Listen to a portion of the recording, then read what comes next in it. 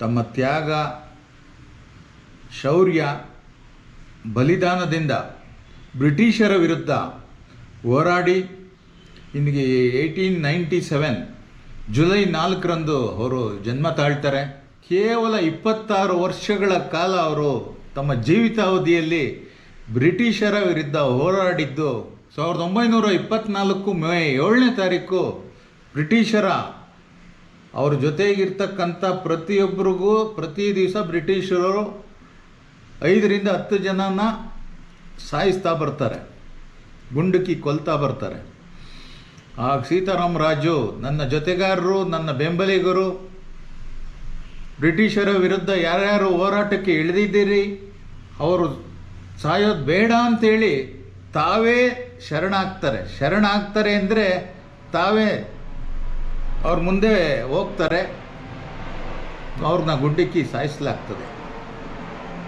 ಅಲ್ಲೂರಿ ಸೀತಾರಾಮ್ ರಾಜು ಈ ದೇಶಕ್ಕೆ ಮಾದರಿ. ಅವ್ರಿಗೆ ಮರಣೋತ್ತರವಾಗಿ ಭಾರತ ರತ್ನ ಪ್ರಶಸ್ತಿಯನ್ನು ನೀಡಬೇಕು ಅಂತ ನಾನು ಮಾನ್ಯ ಪ್ರಧಾನಮಂತ್ರಿಗಳಲ್ಲಿ ಒಬ್ಬ ಭಾರತೀಯನಾಗಿ ಅವರಲ್ಲಿ ಮನವಿಯನ್ನು ಮಾಡ್ತಾನೆ. ನಾನು ಮಾಜಿ ಪ್ರಧಾನಿ ದೇವೇಗೌಡರಲ್ಲಿ ಈಗಾಗಲೇ ಮನವಿಯನ್ನು ಮಾಡಿದ್ದೇನೆ. ಅವರು ಒಂದು ಪತ್ರವನ್ನು ಬರೆಯಿರಿ, ಪ್ರಧಾನಮಂತ್ರಿಗಳ ಹತ್ರ ಮಾತನಾಡಿ ಮರಣೋತ್ತರವಾಗಿ ಅವರು ಭಾರತ ರತ್ನವನ್ನು ನೀಡಿ ಅಂತ. ಕುಮಾರಣ್ಣ ಅವರ ಹತ್ರ ಕೂಡ ಕೇಂದ್ರ ಮಂತ್ರಿಗಳು, ಮಾನ್ಯ ಜಸ್ಟಿಸ್ ಸುಪ್ರೀಂ ಕೋರ್ಟ್ನ ನಿವೃತ್ತ ನ್ಯಾಯಮೂರ್ತಿಗಳು ಜಸ್ಟಿಸ್ ಗೋಪಾಲ್ ಗೌಡ್ರಿಗೂ ಕೂಡ ಈಗಾಗಲೇ ಮನವಿಯನ್ನು ಮಾಡಿದ್ದೇನೆ. ಮಾನ್ಯ ಮುಖ್ಯಮಂತ್ರಿಗಳು ಕೂಡ, ರಾಜ್ಯದ ಮುಖ್ಯಮಂತ್ರಿಗಳು ಕೂಡ ಪ್ರಧಾನಮಂತ್ರಿಗಳಿಗೆ ಈ ದಿಕ್ಕಿನಲ್ಲಿ ಒತ್ತಾಯಿಸಲಿ. ರಾಷ್ಟ್ರ ನಿರ್ಮಾಣದಲ್ಲಿ ಅಲ್ಲೂರಿ ಸೀತಾರಾಮ್ ರಾಜು ಇವತ್ತಿಗೂ ಜೀವಂತ ಆದರ್ಶ. ಅವರ ಜುಲೈ 4 ಅವರ ಜನ್ಮದಿನ ಇದೆ. ಅದು ಸ್ಫೂರ್ತಿಯಾಗಲಿ ಯುವಕರಿಗೆ ಮತ್ತು ಹೋರಾಟಗಾರರಿಗೆ, ದೇಶ ಕಟ್ಟಲಿಕ್ಕೆ, ವಿಕಸಿತ ಭಾರತಕ್ಕೆ.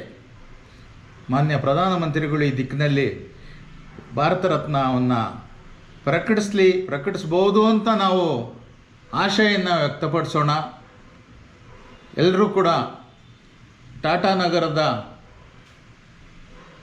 ಸರ್ಕಲ್ನಲ್ಲಿ ಜುಲೈ 4 ಸಂಜೆ 6 ಗಂಟೆಗೆ ಅವರ ಜನ್ಮದಿನವನ್ನು ಆಚರಿಸಲಿಕ್ಕೆ ಒಂದು ಕಾರ್ಯಕ್ರಮವನ್ನು ಇಟ್ಕೊಂಡಿದ್ದಾರೆ. ನನ್ನೂ ಕೂಡ ಆಹ್ವಾನಿಸಿದ್ದಾರೆ. ತಾವು ಭಾಗವಹಿಸಿ ಅಲ್ಲೂರಿ ಸೀತಾರಾಮ್ ರಾಜು ಹೆಸರು ಜೀವಂತವಾಗಿ ಇರಬೇಕು.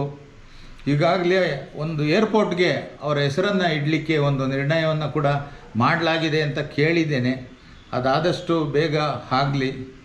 ಬಿರ್ಸಾ ಮುಂಡಾ ಏರ್ಪೋರ್ಟ್ ಯಾವ ರೀತಿ ಆಯಿತು, ಯಾವ ನಿಟ್ಟಿನಲ್ಲಿ ಇವರು ಕರ್ಪೂರಿ ಠಾಕೂರ್ಗೆ ಭಾರತ ರತ್ನವನ್ನು ಕೊಡೋದಕ್ಕೆ ನಿರ್ಣಯ ತಗೊಂಡ್ರು ಪ್ರಧಾನಮಂತ್ರಿಗಳು, ಆ ದಿಕ್ಕಿನಲ್ಲಿ ಯೋಚನೆ ಮಾಡ್ತಾರೆ ಅನ್ನೋ ನಂಬಿಕೆ ಇದೆ. ನಮಸ್ಕಾರ.